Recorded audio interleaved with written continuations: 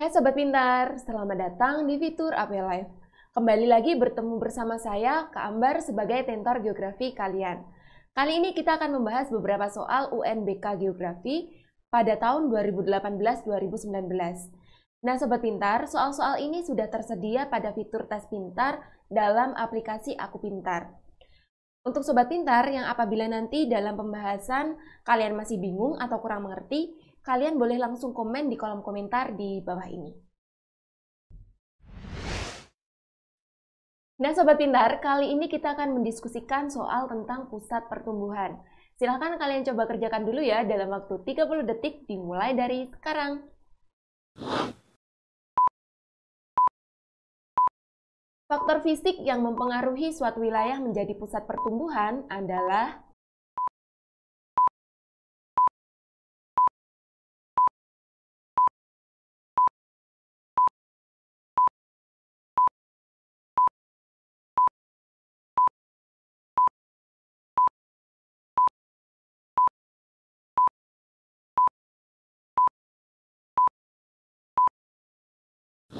Nah, oke nih Sobat Pintar, bagaimana? Sudah selesai kan kalian mengerjakannya?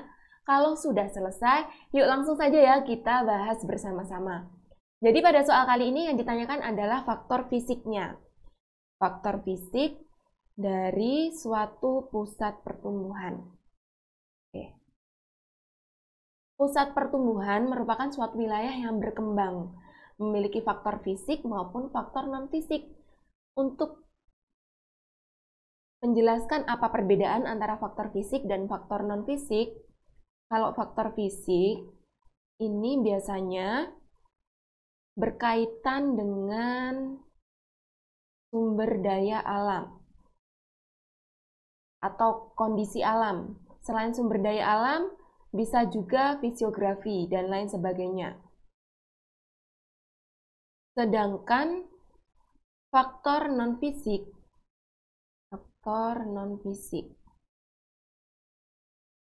biasanya faktor non-fisik ini berkaitan dengan manusia.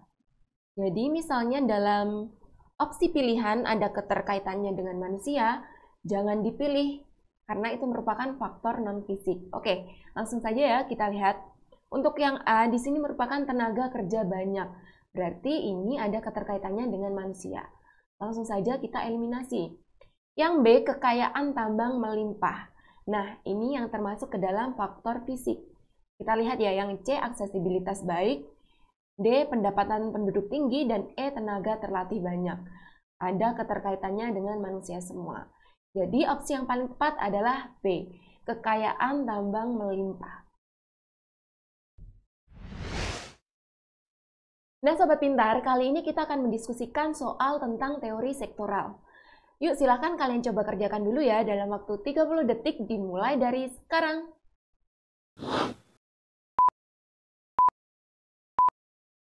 Perhatikan gambar berikut. Wilayah yang ditunjukkan angka 3 dan 4 pada gambar struktur tata guna lahan adalah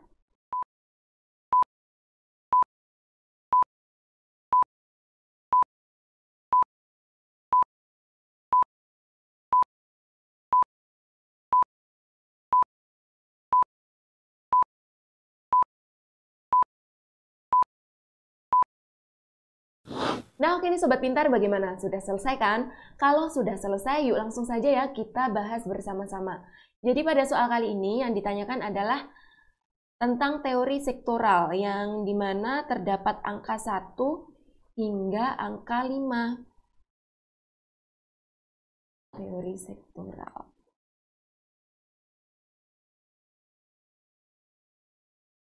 Teori sektoral ini biasanya dibagi berdasarkan sektor-sektor. Jadi untuk yang sektor pertama, ini merupakan suatu wilayah yang menjadi pusat kegiatan bisnis. Pusat kegiatan bisnis. Biasanya seperti pasar, hotel, lalu sebagai kantor, bank, bioskop, dan lain sebagainya. Lalu untuk sektor yang kedua, ini merupakan sektor kawasan industri ringan. Kawasan industri ringan.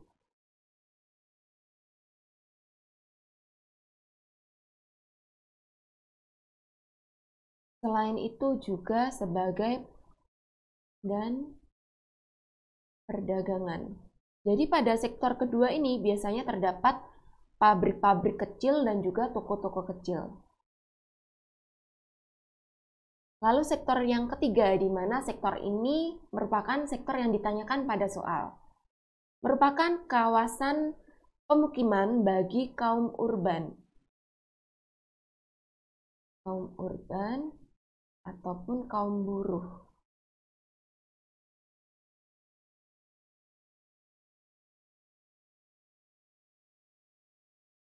Nah, yang keempat, ini juga yang ditanyakan pada soal. Merupakan tempat atau tempat bermukim untuk kaum menengah.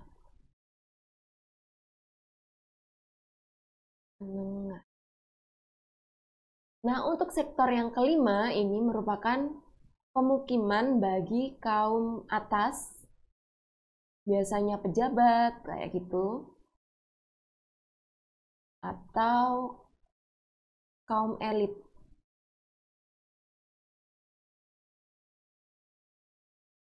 Nah, langsung saja ya kita cari pada opsi pilihan mana jawaban yang paling tepat. Untuk yang A, daerah pusat kegiatan dan grosir.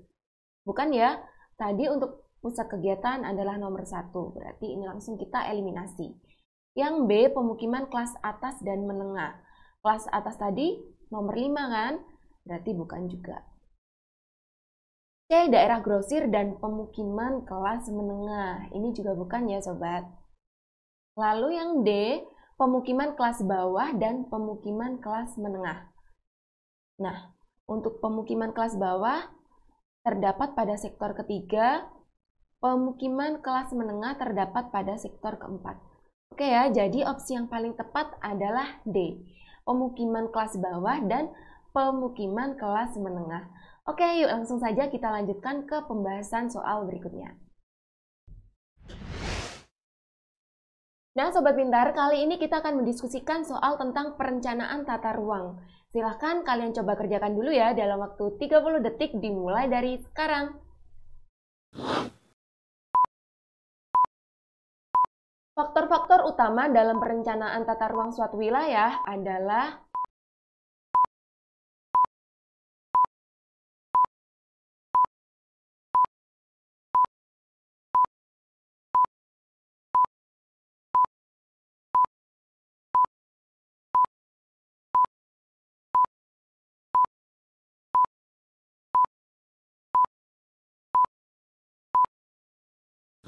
Nah, oke nih Sobat Pintar, bagaimana? Sudah selesai kan? Yuk kita diskusikan bersama-sama. Jadi pada soal kali ini yang ditanyakan adalah tentang perencanaan tata ruang suatu wilayah. Perencanaan tata ruang suatu wilayah biasanya dioptimalisasikan dengan pemanfaatan sumber daya alam dan juga sumber daya manusianya. Tetapi memiliki beberapa faktor, yaitu faktor internal atau faktor yang berasal dari dalam dan juga faktor eksternal atau faktor yang berasal dari luar. Kira-kira dari faktor-faktor itu yang termasuk ke faktor utama apa aja ya? Yuk kita bahas dulu. Jadi untuk faktor internal ini biasanya berasal dari fisiografis atau bentuk fisik suatu wilayah sebelum direncanakan tata ruangnya. Nah, untuk faktor internal ini, faktor internal atau faktor yang berasal dari dalam ya sobat, ini biasanya meliputi sumber daya hutan,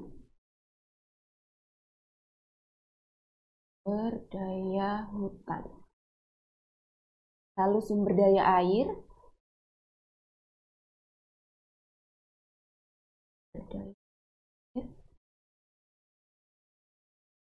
selain itu sumber daya tanah,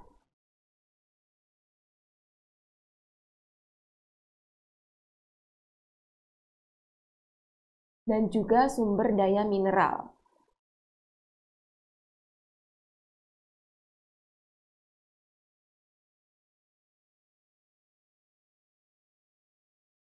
Sedangkan faktor yang eksternal atau faktor yang berasal dari luar, faktor eksternal.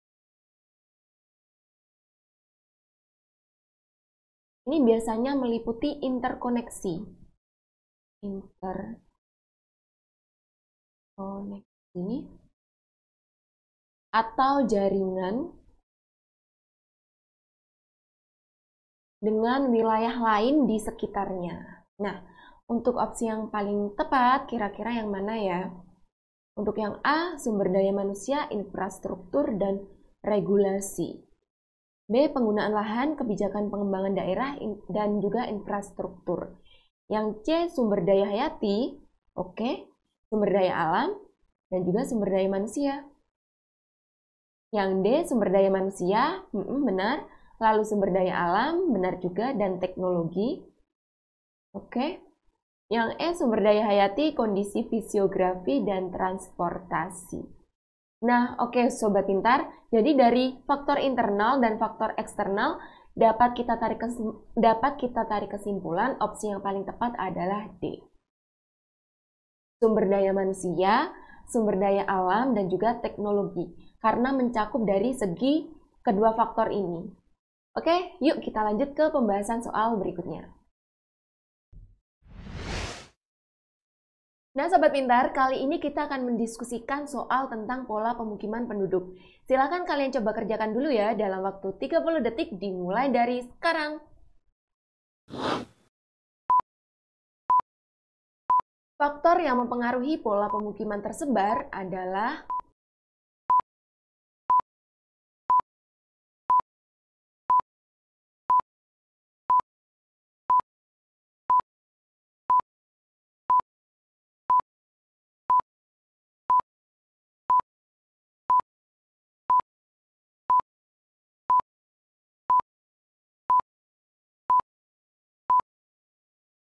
Nah, oke nih Sobat Pintar, bagaimana? Sudah selesai kan kalian mengerjakannya?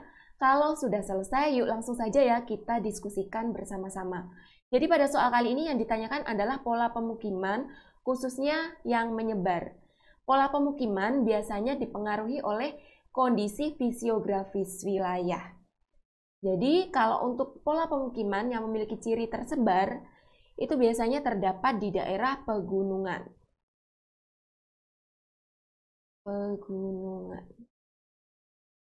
Mengapa masyarakat yang tinggal di pegunungan memiliki pola pemukiman menyebar? Hal ini dikarenakan biasanya di pegunungan kita harus mencari daerah yang tidak terjal atau memiliki morfologi yang rata. Morfologi rata. Karena kita harus waspada juga dengan adanya bencana alam, misalnya saja seperti tanah longsor. Selain memiliki morfologi rata, kita juga harus mencari suatu wilayah dengan relief yang aman. Selain di wilayah pegunungan, biasanya pola pemukiman menyebar juga berada di daerah kapur, atau biasa kita sebut juga dengan kars, daerah kars ya. Mengapa masyarakat di daerah kapur atau daerah kars lebih memilih menyebar? Karena biasanya hal ini dikaitkan dengan kondisi air di wilayah tersebut. Kondisi air yang baik. Jadi sobat, kebanyakan di wilayah kars atau wilayah kapur itu memiliki air permukaan yang jumlahnya lebih sedikit dibandingkan dengan air dalam tanah. Jadi lebih banyak di wilayah kars itu merupakan sungai bawah tanahnya. Sehingga penduduk biasanya mendekati wilayah dengan sumber air permukaan untuk membangun pemukiman. Nah, selain ini kita bisa lihat juga mata pencaharian penduduk. Mata pencaharian. Mata pencaharian penduduknya biasanya berupa pertanian, ladang, perkebunan, dan juga peternakan nih sobat.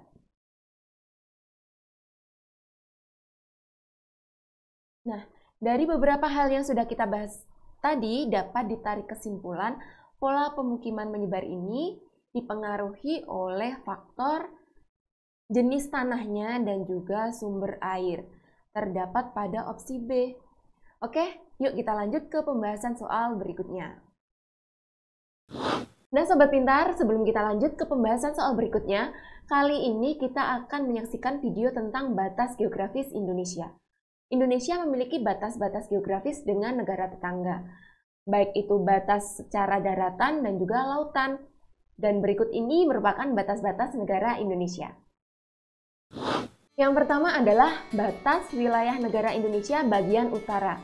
Bagian utara berarti secara daratan berbatasan langsung di Pulau Kalimantan, yaitu tepatnya berbatasan dengan negara Malaysia bagian timur. Sedangkan di bagian lautannya berbatasan dengan 5 negara, yaitu negara Malaysia, Singapura, Thailand, Vietnam, dan juga Filipina. Yang kedua adalah batas wilayah Indonesia bagian timur. Sobat Pintar ada yang tahu? Yap, tepat sekali. Wilayah daratannya berada di Pulau Papua yang berbatasan langsung dengan negara Papua Nugini. Sedangkan di wilayah lautannya berbatasan langsung dengan Samudra Pasifik. Yang ketiga, batas wilayah negara Indonesia bagian selatan. Oh iya Sobat Pintar, sekarang kita jalan-jalan dulu ke wilayah selatan, di mana berbatasan darat secara langsung dengan negara Timor Leste. Dan batas wilayah lautannya adalah Samudra Hindia dan perairan Australia. Oh iya Sobat Pintar, sebelum tahun 1999, Timor Leste sempat menjadi satu dengan wilayah Indonesia, yaitu sebagai Provinsi Timor Timur. Namun, pada tahun 1999, Timor Timur memisahkan diri dan membentuk negara menjadi Timor Leste. Yang keempat adalah wilayah barat, di mana wilayah barat berbatasan langsung dengan Samudra Hindia dan perairan negara India. Di mana pada wilayah ini letaknya di Samudra Hindia dan Laut Andaman terdapat beberapa pulau sebagai titik perbatasan, yaitu adalah Pulau Ronde dan juga Pulau Nicobar. Nah Sobat Pintar, jadi itu tadi beberapa batas wilayah negara Indonesia. Yuk kita lanjut ke pembahasan soal berikutnya. Nah Sobat Pintar, kali ini kita akan mendiskusikan soal tentang manfaat interaksi antara desa dan juga kota. Silakan kalian coba kerjakan dulu ya dalam waktu 30 detik dimulai dari sekarang. Manfaat interaksi desa kota dalam pemerataan pembangunan sektor pendidikan adalah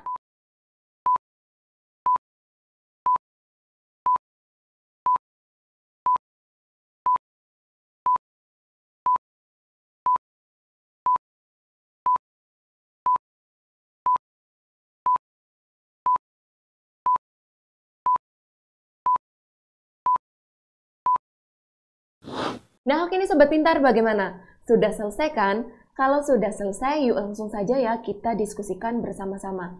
Jadi pada soal kali ini yang ditanyakan adalah tentang manfaat interaksi desa dan kota, tapi khususnya dalam sektor pendidikan. Nah, jadi khusus sektor pendidikan.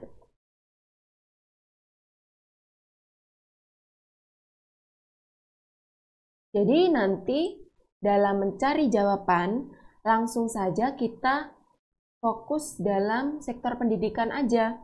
Biasanya dalam sektor pendidikan itu dilihat dari meningkatnya suatu derajat kualitas pendidikan, misalnya saja seperti sarana sekolah yang lebih baik. Sarana sekolah yang lebih baik. Selain itu adalah guru yang berkualitas. Guru berkualitas. Sehingga masyarakat di desa semakin maju. Oke, langsung saja ya sobat, kita cari aja jawaban yang paling tepat yang mana. A. Meningkatkan penduduk desa kerja ke luar negeri. B. Meminimalisir tingkat buta huruf di desa. C. Meningkatkan pendapatan penduduk di kota. D. Meningkatkan kualitas pendidikan penduduk desa. E. Meningkatkan minat bersekolah masyarakat desa. Jadi opsi jawabannya mungkin antara B, D, dan E. Sedangkan ketika kita menjawab B berarti hanya meminimalisir tingkat buta huruf. Yang D meningkatkan kualitas pendidikan. Yang E meningkatkan minat bersekolah. Berarti opsi yang paling tepat pilih saja jawaban yang menyangkut semua hal atau paling lengkap. Jadi jawabannya adalah D. Meningkatkan kualitas pendidikan penduduk desa. Oke, yuk langsung saja kita lanjut ke pembahasan soal berikutnya. Nah, Sobat Pintar, kali ini kita akan mencoba menghitung tentang teori titik henti. Silahkan kalian coba kerjakan dulu ya dalam waktu 30 detik dimulai dari sekarang.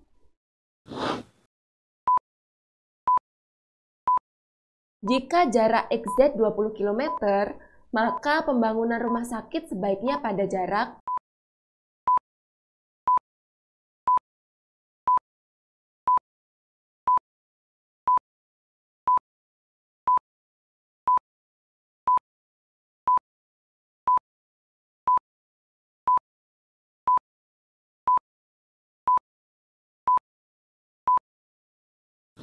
Nah, oke nih Sobat Pintar, bagaimana? Sudah selesai kan kalian mengerjakannya?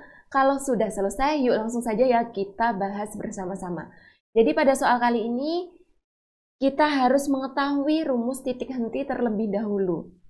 Nah, untuk rumus titik henti, THXZ. Ini adalah DXZ per 1 ditambah akar PX per PZ.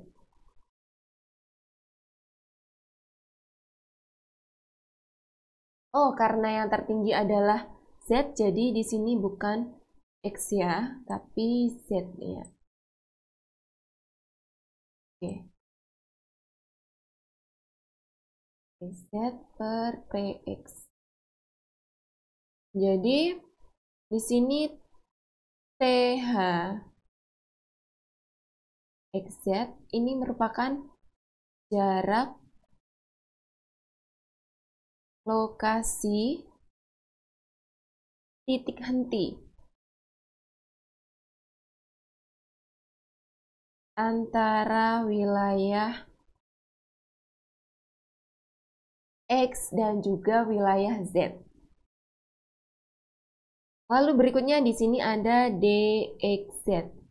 Ini merupakan jarak antara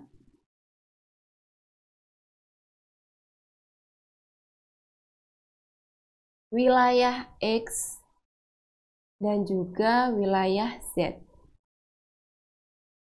Nah, lalu berikutnya di sini ada PZ. Ini merupakan jumlah penduduk wilayah Z. Sedangkan PX ini merupakan jumlah penduduk wilayah X. Nah, langsung saja kita tentukan untuk diketahui DXZ-nya. DXZ-nya ini ya sobat, 20 km. Lalu di situ ada PZ. PZ-nya adalah 7,2 juta jiwa. 7.200.000. Lalu PX-nya adalah 800.000 jiwa. 800.000. Sudah itu langsung saja yang ditanyakan adalah THXZ atau pembangunan jarak yang bisa digunakan untuk pembangunan rumah sakit. Jawab. Langsung saja kita masukkan angka-angka yang sudah diketahui pada rumus titik henti ya.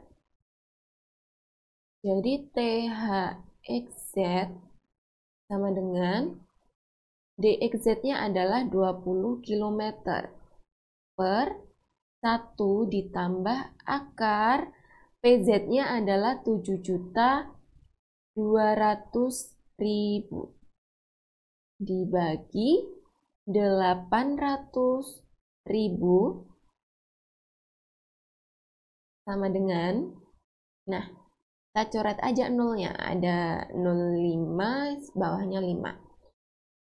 Tulis ulang, 20/1 ditambah akar 72 ini dibagi dengan 8. Ini dapatnya adalah 9 ya sobat. 9. 20/1 ditambah akar 9 berapa? Ya benar sekali 3 ya. Jadi 20 dibagi 4. Hasilnya adalah 5 km. Nah, untuk menjawab soal di mana di sini ada dua jawaban yang menyatakan 5 km antara D dan juga E. Sebagai catatan, langsung saja kalian cari di mana diketahui suatu wilayah dengan jumlah penduduk yang sedikit. Jumlah penduduk sedikit. Karena untuk apa? Jumlah penduduk yang sedikit ini untuk meningkatkan suatu wilayah tersebut menjadi lebih maju, gitu ya. Jadi tadi jumlah penduduknya yang sedikit kira-kira yang mana? Yang X atau yang Z? Ya benar sekali ya, jawabannya yang X berarti adalah D. 5 km dari kota X. Oke sobat, yuk langsung saja kita lanjut ke pembahasan soal berikutnya. Nah sobat pintar, pada soal kali ini kita akan mendiskusikan soal tentang lokasi kegiatan. Silakan kalian coba kerjakan dulu ya dalam waktu 30 detik dimulai dari sekarang. Perhatikan gambar berikut. Daerah yang paling tepat untuk lokasi kegiatan ekonomi penduduk di bidang peternakan ikan air tawar seperti gambar adalah blok dan alasan.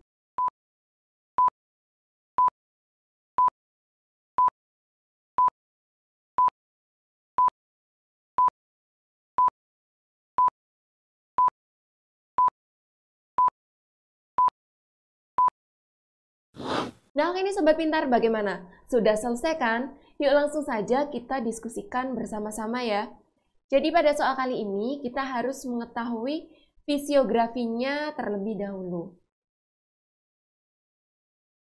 Untuk blok 1 yang letaknya di sini merupakan wilayah rawa-rawa. Secara fisiografi wilayah rawa-rawa ini memang bisa diusahakan untuk pengembangan peternakan ikan air tawar.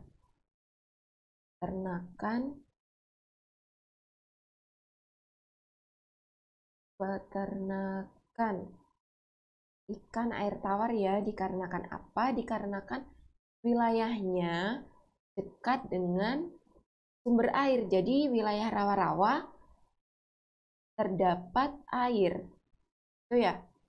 Lalu yang blok 2 hutan. Hutan jauh dari pemukiman ya. Jauh dari pemukiman. Dan biasanya wilayah hutan itu dilindungi. Nih, blok 2. Yang 3 perkebunan. Perkebunan belum cocok ya apabila digunakan sebagai peternakan ikan air tawar. Lalu yang keempat pemukiman. Dan yang kelima, pertanian. Jadi dari kelima bentuk fisiografi ini, yang paling tepat adalah blok 1. Nah, kita langsung cari opsi jawabannya. A. 1. Dekat dengan sumber air. Dan alasannya benar. Dekat dengan sumber air. Jadi A ya. Oke sobat, yuk kita lanjut ke pembahasan soal berikutnya. Nah sobat pintar bagaimana? Sudah siap belum mengerjakan soal kali ini? Oke silahkan kalian coba kerjakan dulu ya dalam waktu 30 detik dimulai dari sekarang. Perhatikan gambar berikut. Dampak yang terjadi jika terdapat rencana pembangunan kawasan industri non-migas di lokasi X adalah sehingga pemerintah daerah perlu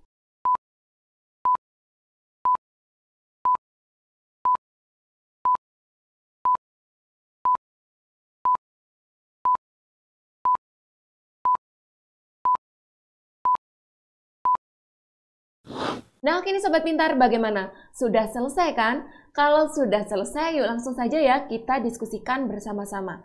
Jadi pada soal kali ini yang ditanyakan adalah wilayah X, di mana posisinya pada sketsa gambar adalah di sini. Ini merupakan sketsa suatu wilayah yang berada di perkotaan di Pulau Sumatera. Ini wilayah X dan ini pelabuhan. Akan dibangun suatu wilayah industri non-migas. Kira-kira akan memiliki dampak apa ya? Dampaknya di sini, lalu pemerintah harus memberikan solusi apa kayak gitu. Jadi wilayah X ini diketahui adalah suatu wilayah industri yang non-migas, tetapi dibangunnya dekat dengan pelabuhan. Berarti akan mempengaruhi kerusakan pesisir pantai. Kerusakan pesisir pantai. Hal ini seperti terjadinya di wilayah Jakarta, Sobat. Jakarta Utara ya, khususnya di pantai Jakarta Utara, yang memiliki dampak bagi mata pencaharian nelayan. Kerusakan di wilayah pesisir.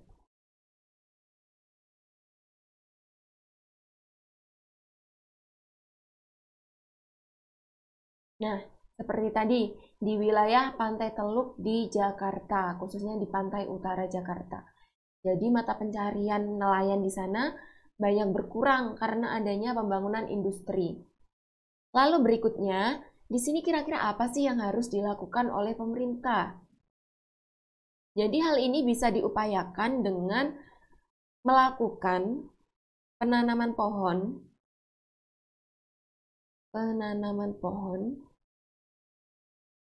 di sepanjang pesisir.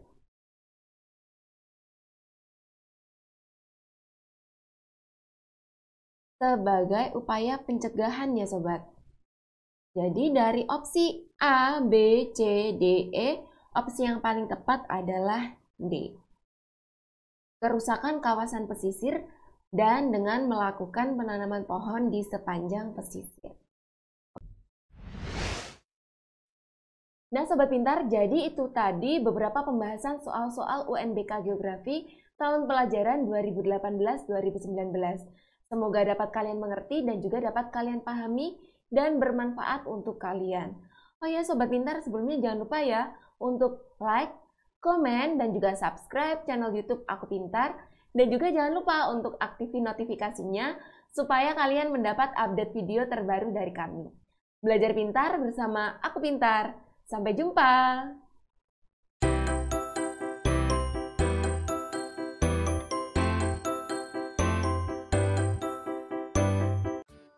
Belajar pintar bersama